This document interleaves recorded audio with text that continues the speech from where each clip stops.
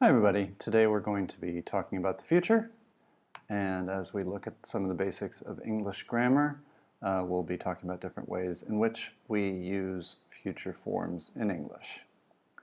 We'll begin actually by doing a little tiny bit of review. Let's look at the present simple. Who is she? She is a chef. She actually is Aurora Mazzucchelli, a Michelin-starred chef in Bologna. This is talking about her, talking about the facts about this chef, using the present simple. Now, if we look at her actions and say, what is she doing? And we'll respond, she is cooking. Now asking a question, is she cooking? No, she isn't. So now we're going to take all of this and we're going to talk about the future.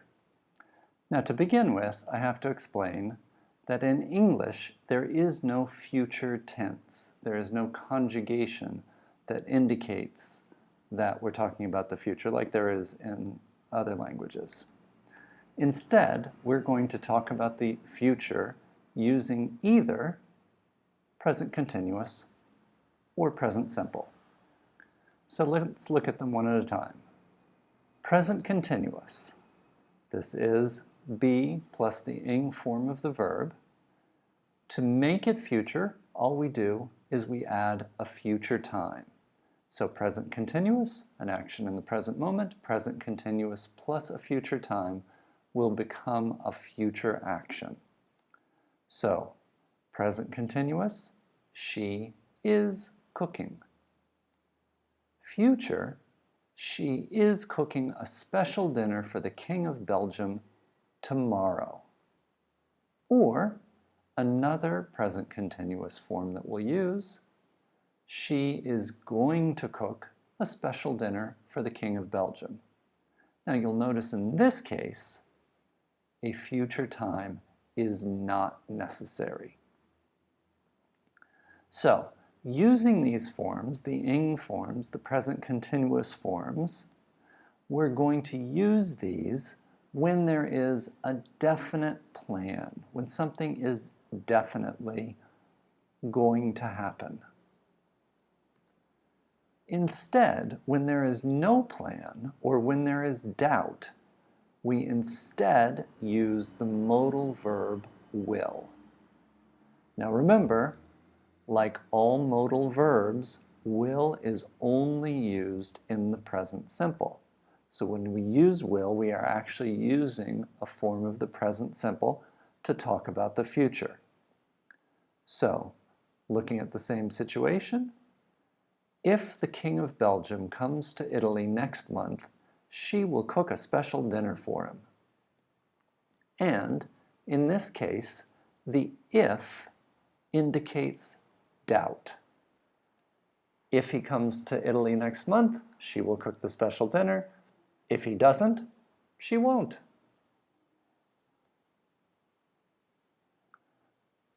Going back and looking at a planned future, we are visiting Sicily next summer. Included in this sentence is the implication that we have plane tickets and a hotel reservation. Also, we are going to visit Sicily has the same implication. We have plane tickets, we have the hotel, it's just we don't have to say when it will happen. It doesn't require a future time. Otherwise, if we don't have the plan, if we're not organized people, instead, we might say, I think we will visit Sicily next summer. We will visit Sicily or Sardinia next summer. In either of these cases, obviously, we don't have plane tickets and a hotel. So, I think indicates doubt, or it's one or the other, so we don't have a certain plan. Okay, then one more thing. When we talk about facts in the future, you can just say facts are facts. When we have facts, we use the present simple. So we'll say, the train leaves at 8:15. And we almost always use this form with something that has a published timetable, something that is officially scheduled. So we'll use this for a plane, a train, a bus, a movie, a concert, a conference, something like that, where we're just indicating a fact about that event, which is official. All right, one other thing that we'll do in English when we're talking about the future is we will make predictions. And we're going to do this in two different ways. So, it is going to rain all afternoon. Why do we know this? There's rain on the window. We're observing it directly. So there, we can think of that as not really having any doubt. This would be different from a case where you just read the newspaper and you're making a prediction based on somebody else's information, external information. So you're going to say, it will rain all afternoon. Then there's another case where we will also use will, and this is where we are making a spontaneous decision. So if you have two people talking and somebody says, who wants to meet with the client? I will meet with the client. It's a spontaneous decision. There's not certainty. There was no plan. This is something that just happened in the moment. So in that case, again, we're going to use will. Then, when we make a promise, we use will. You can always think of Whitney Houston singing, I Will Always Love You.